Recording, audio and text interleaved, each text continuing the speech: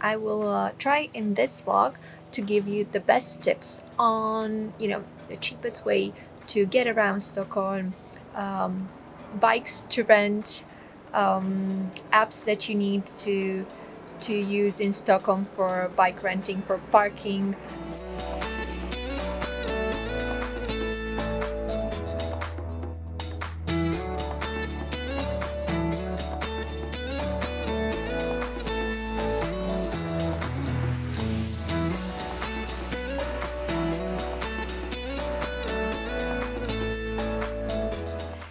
Hello again.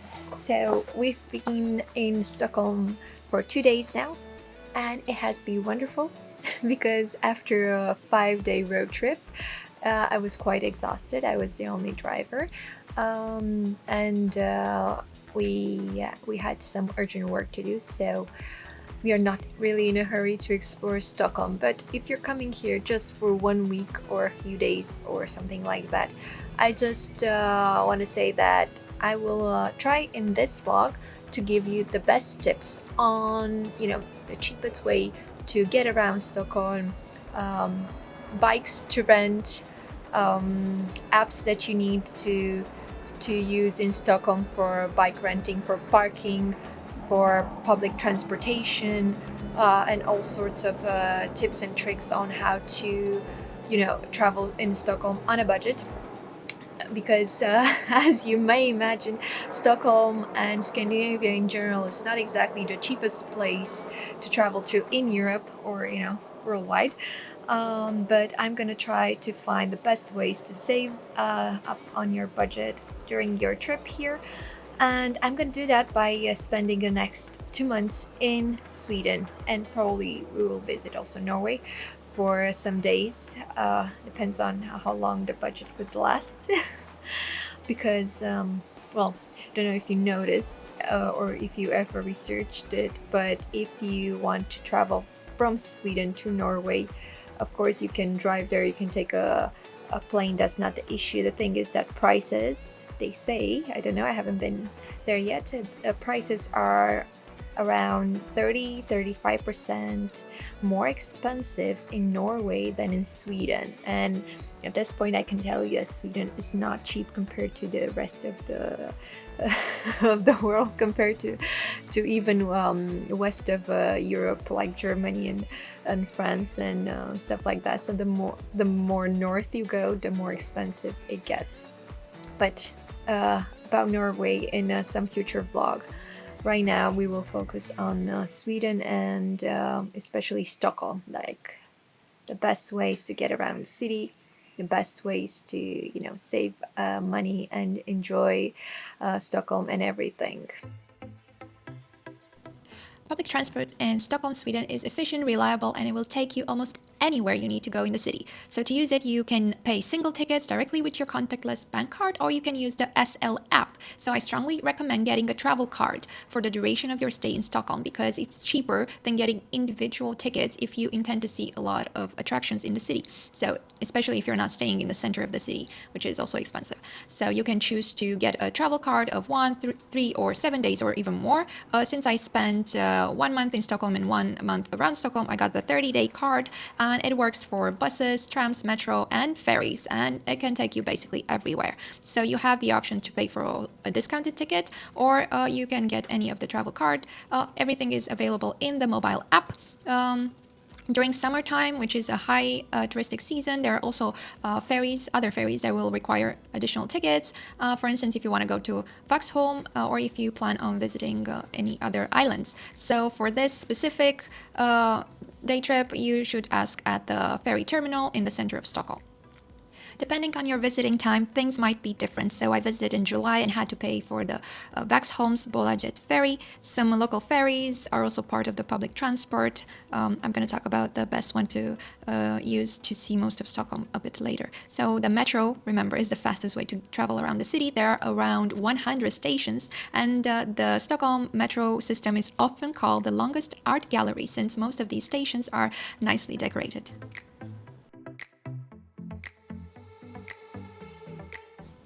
Stockholm is a stunning capital, and it offers a wealth of cultural, historical, and natural attractions that you can enjoy when you're on a budget. So you can visit a lot of free stuff in Stockholm, and that includes free walking tours. You're going to learn so much about the city's history and culture from a local guide. If you enjoy your tour, of course, don't forget to tip at the end of the tour, but that's going to be much more accessible if you're on a budget than getting a paid tour. You can also explore Gamla Stan, which is the old town, for free. This is one of Europe's largest and best preserved medieval city centers, and you're gonna love it for sure.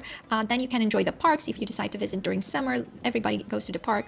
You'll find a lot of locals and tourists there. It's one of the best things to do, especially on a sunny day, and they are free to visit. You can go there, have a picnic, admire gardens, or take a part in some of the free activities that are offered during the summer. Another free thing to do in the center of Stockholm is to check out the daily changing of the guard, which happens outside the royal palace. If you decide to visit the palace, you will need a ticket, but it's worth it if you love European palaces. It's gorgeous inside. I'm going to talk about free museums and other places that you can visit a bit later. And another free thing to do is to take advantage of the free events that happen throughout the year. Some of the most popular events in Stockholm are the National Day celebrations, which happen on June 6th. Then you have the Midsummer Festival and the Culture Festival in August. You can use free public transport for visiting the city and for island hopping. So you can see a lot using just the public transport, as I already said. Also, a tip for you is to check out the ferries 80 and 83, which will give you a beautiful view of the city.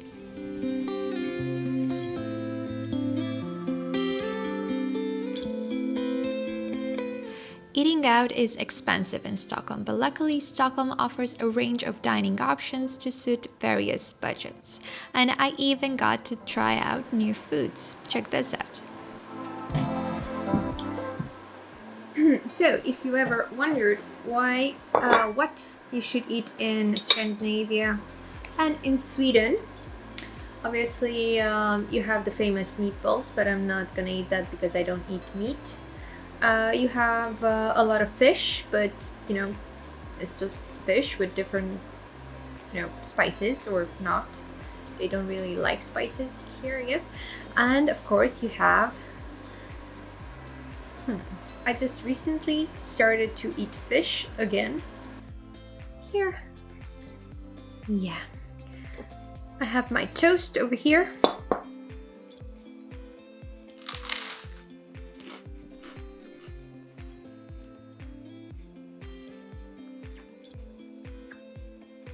Actually, it doesn't have a lot of flavor. It's pretty blunt, I would say. Funny thing, this jar was about €3, which I find super affordable. And there was even a cheaper option. If you truly want to save money on food while exploring the city, I strongly recommend cooking your own meals, even if it means spending a bit more on accommodation with the kitchen. So visit the local supermarkets or grocery stores like ICA, Coop, or Lidl, where you can find affordable ingredients to create your own delicious meals. You can even pack your lunch for those long days you spend exploring the city. Locals also take advantage of lunch specials, which are discounted restaurant menus during weekdays. Look for signs saying Dagens lunch, which means lunch of the day, or ask locals for recommendations. You can also visit some of the popular food markets, such as Östermalm Market Hall, but they're not the cheapest you can find. However, they're very nice and you can taste some of the local specialties. So if you're really hungry and on a budget, probably your best bet is street food. If you don't have a packed lunch, you can find a lot of street food in central locations such as Södermalm or Gamla Stan. You'll find hot dogs, kebabs, and falafels. And you have to just walk around to find the best prices around. Also, you can drink tap water in Stockholm. It's safe to drink, so carry a refillable water bottle with you and you will save a lot of money on water, so you don't have to buy any bottled water. Also, a lot of restaurants and cafes also offer free tap water upon request. If you want to, you can even go for a free swim in Stockholm. There are many places around the city where you can go take a dip. There are some free public beaches, but I recommend going on a day trip to Lidigo, which is one of the suburbs of Stockholm. And there you will find some beautiful nature beach areas where you can go for a swim. Promise to you that I'm gonna tell you all the great things that you can do in Sweden. in summer for free or on a budget. And one of the great things that you can do is go for a swim, because there are so many natural places, natural beaches where you can go and do that for free. So this is, I don't know, 9th of July. There's nobody here at this beach. And Edward is trying the wonderful experience of swimming in the Baltic Sea. Nordic people live longer because it's cold and they go for cold swims. This is your time to prove it. Jesus Christ. Edward, Yeah. you have to sing. Sounds patronizing. Now let me get used to it.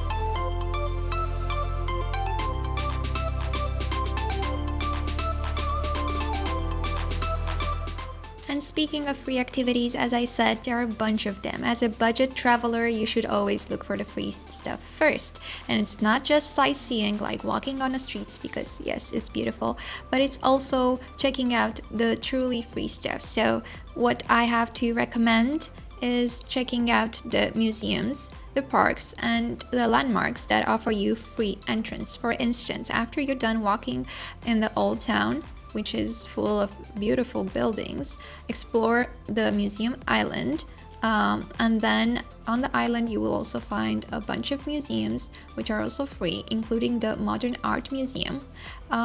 You can also check out the local markets, which are also free, and they're all in beautiful buildings. You can walk along the Montelisvagen, which is offers a panoramic view over the Stockholm skyline. You can check out the Maria Berget viewpoint, which is in my opinion one of the best viewpoints in Stockholm, and it's free. You can go window shopping in Södermalm, which is a neighborhood known for its vintage stores and boutiques. And of course you can visit Lidingö, which is a suburb of Stockholm with beautiful houses and free swimming areas. Do know that some of Stockholm's most popular museums are completely free, such as the City Museum, Medieval Museum, the National Sports Museum, and others. Also, there are a lot of museums that offer free entrance on specific days of the week, such as the Army Museum, which is free on Tuesday from 5 to 8. The Jewish Museum, the Royal Armory. To find the entire list of museums to visit with free admissions, to visit their official website, visit stockholm.com, and you'll find there the entire list and the schedule for each museum. And don't forget to walk along the Montelisvägen, which is a short walking path that offers panoramic views over Stockholm's skyline. Here you will find what I believe to be the best viewpoint in Stockholm, which is called Maria Berget. Do not miss this place. And do not miss the beautiful metro stations in Stockholm. Everybody's talking about them. You got to visit at least 8 or 10, which are beautifully decorated, and since you already purchased the ticket to use the public transport, these are free to see.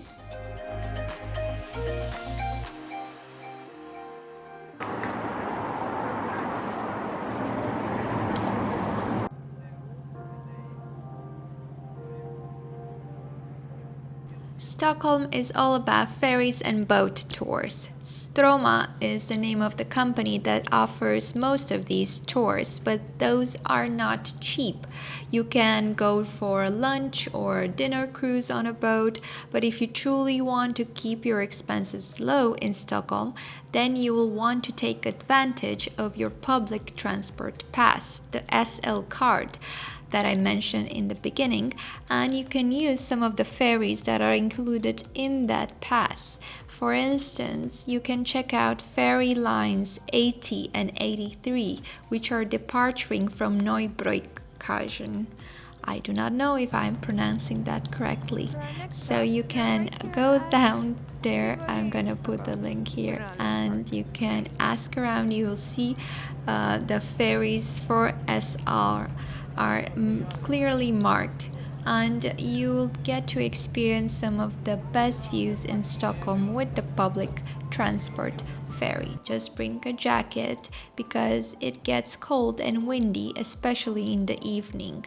The ferries also stop at Gröna Lund, which is a must-see in Stockholm.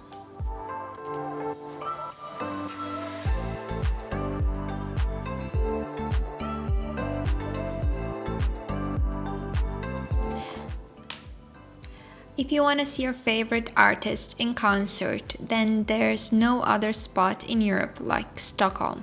During summer, there are countless concerts happening in the city, and it might be worth it to visit Stockholm just to go to a concert or 3.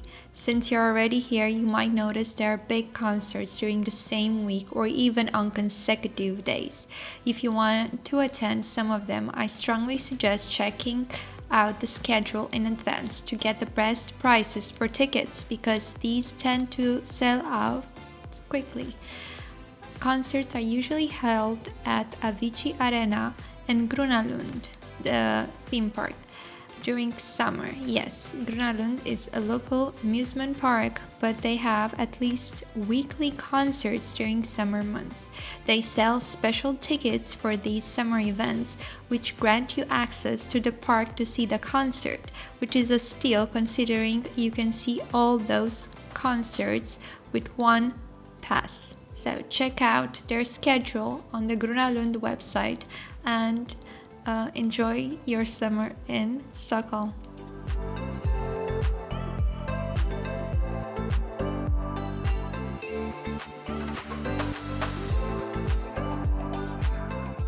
There is a strong coffee culture in Sweden. Fika is the name of the coffee break, which happens several times during a workday. And that's when Swedish love to have their coffee with something sweet, piece of pastry, something like that. That's why you will find filter coffee everywhere you go, and even on ferries. But don't get too excited, especially if you're a coffee lover, because that coffee will probably be around 3 euros per cup, and is generally very bad. It's good if you're cold, because it tends to be cold outside, especially if you're on a ferry or if it's rainy outside, but that's not really good coffee. They know it and we know it, and that's how it is. They drink coffee in huge quantities but don't seem to care about the quality. So if you want good coffee, you want to look out for a specialty coffee shop, and that might be a bit more pricey. That's why you probably want to make your own coffee in your apartment, in your Airbnb, wherever you're staying. So if you want something more specific and not filter coffee, which is the cheapest kind, then you're gonna have to spend more. Probably if you want to be on a budget, you want to be coffee free, otherwise you're gonna lose your mind when you're gonna taste that thing.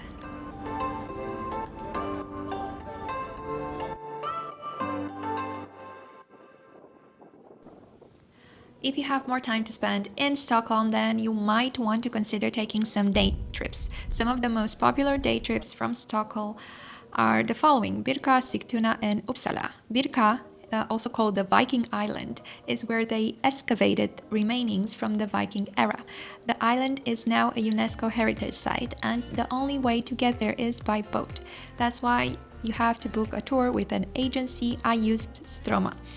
They do daily tours there, and when I visited, it was about 37 euros per person, which is actually a very good price because it included the ferry to get there and get back, which is like 2 hours. Then they also include a guided tour of the island in English and entry to the museum on the island. It was actually a very interesting day tour.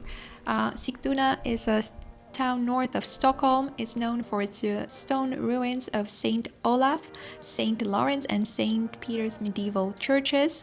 And some of these still stand in the center of the city. And of course, the city of Sigtuna is most known and famous for Stora Gatan, which is said to be Sweden's oldest main street, which dates back to the time of King Eric the Victorious in the 10th century, and today is full of shops and restaurants in traditional wooden houses. It's actually truly lovely.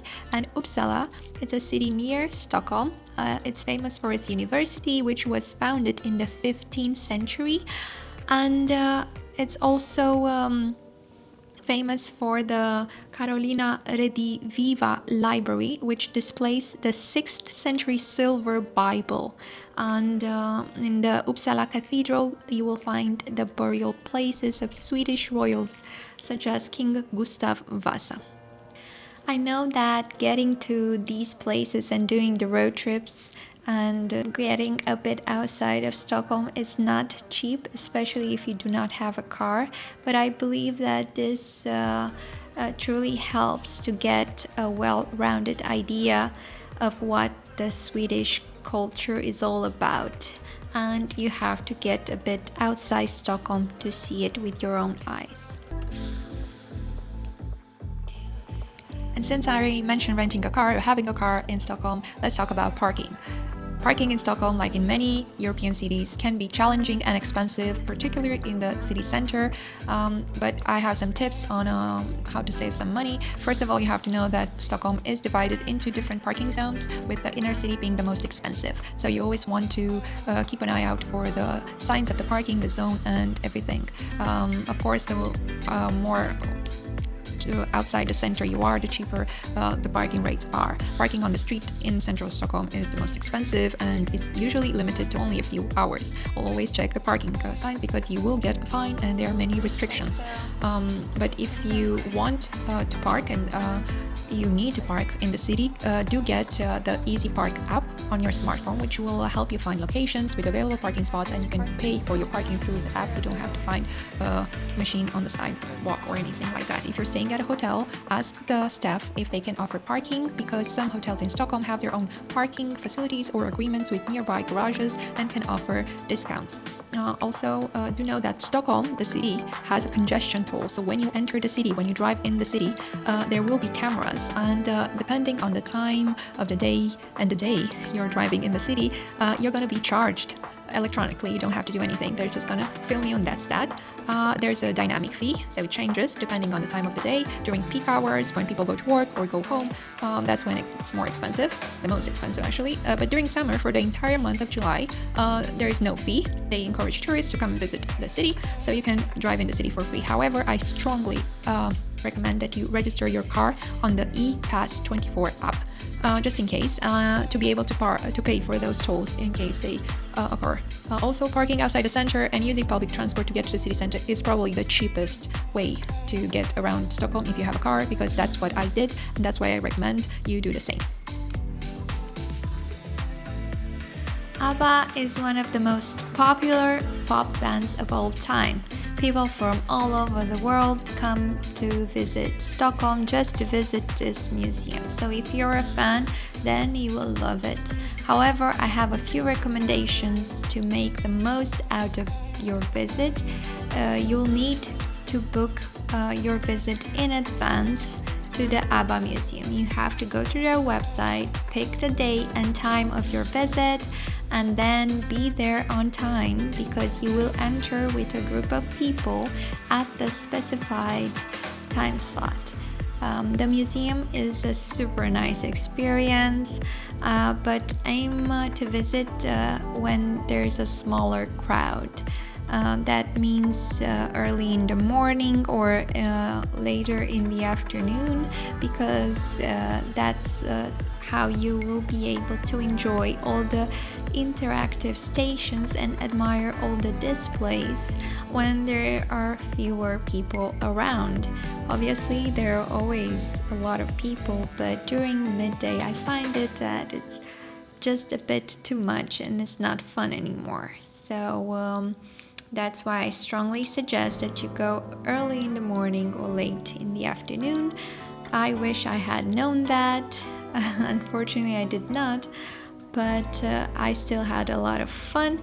And also the souvenir shop I find to be super expensive, so I suggest that you focus on taking all the pictures you want in the museum and have those as your souvenir from the ABBA Museum, and enjoy. Probably you will want to spend here at least 2 hours or more, but 2 hours, I think that's what you need. If you love attraction parks, then you cannot miss Gröna Lund in Stockholm. To enter Gröna Lund, you will need to pre-book your ticket on their website. Probably you can buy it at the entrance, but usually if it's full, they're gonna say come later. So you can either book a morning ticket, an afternoon ticket, and now I can see you can also get a full day ticket. That's a new thing.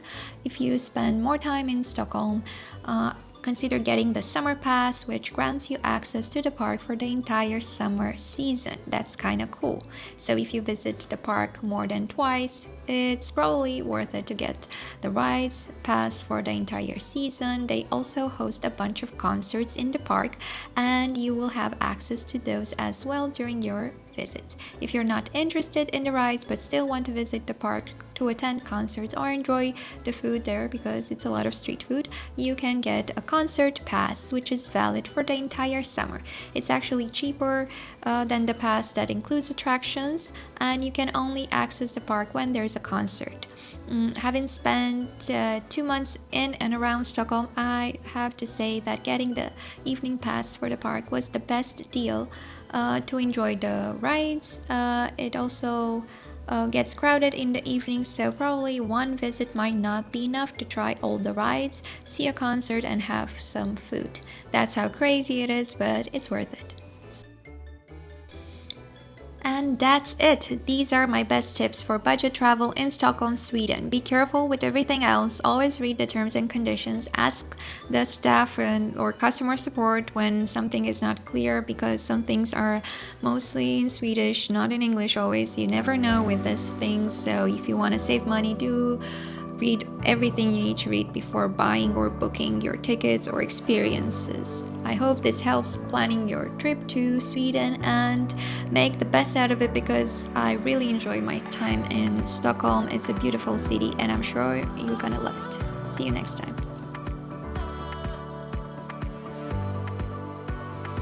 If you want to learn more about traveling to Sweden, check out my blog, where I have more tips and places that you should visit.